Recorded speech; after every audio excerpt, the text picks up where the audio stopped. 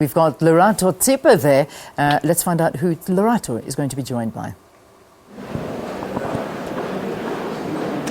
Well, a very good morning. We are broadcasting live from the Sustainable Future Cities Human Settlement Conference taking place in the beautiful, friendly city of Port Elizabeth for the next 2 days.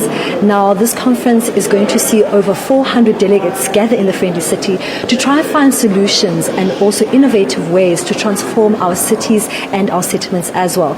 Joining me this morning is the DG for Human Settlements, Mbulelo Changana. Tell us more about this conference, why they brought it to the city, and what they aim to achieve through this conference. Good morning, sir. Can you just take us briefly and just explain exactly what role does such a conference play in ensuring that your department provides quality services? Good morning to you and good morning to the listeners.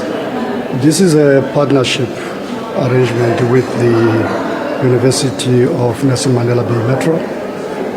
It's purely intended to help us to professionalize the sector. It will also help us to enhance our research capabilities.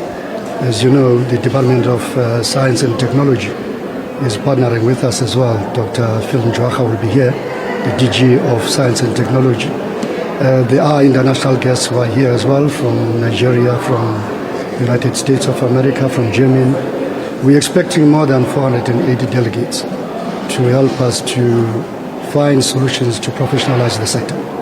Now, since 1994, over 4.3 million houses have been built by a department. Are there plans to build more houses, and could you perhaps just provide us with some timeframes? In this term of government, we've targeted to deliver more than 1.5 million housing opportunities. We started in 2014 with informal settlements upgrading, social housing, affordable housing. We have more than 33 programs that we are rolling out right now as we speak.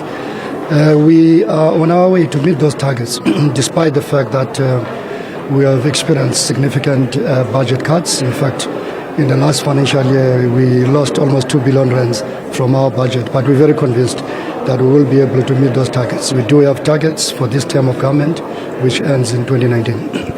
Now, you have had some really great success stories in Port Elizabeth with the Warmer Links social housing, but also some challenges facing your department as well in terms of the corruption within the housing list. In particular with that challenge, what is your department doing to try and address the corruption in the sector? We've dealt with quite a number of challenges in the sector. We do have measures in place to deal with some of those challenges. One of them is corruption.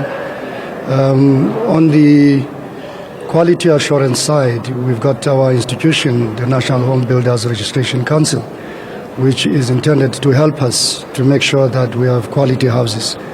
We've also started the needs register, which is intended to enhance the credibility of the waiting list, what we call the National Housing Demand Database.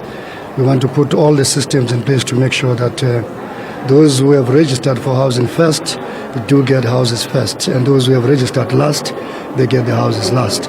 So we need to enhance the allocation of housing beneficiaries.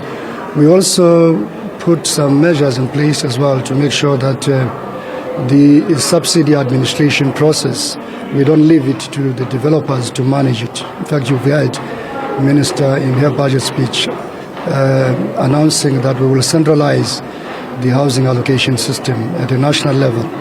In other words, we centralize the system, but the allocation will be done at a municipal level. We also have the corruption hotline, which is 0800 701 701.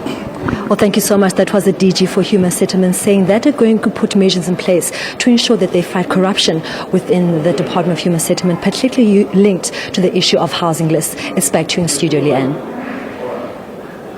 All right, thank you so much.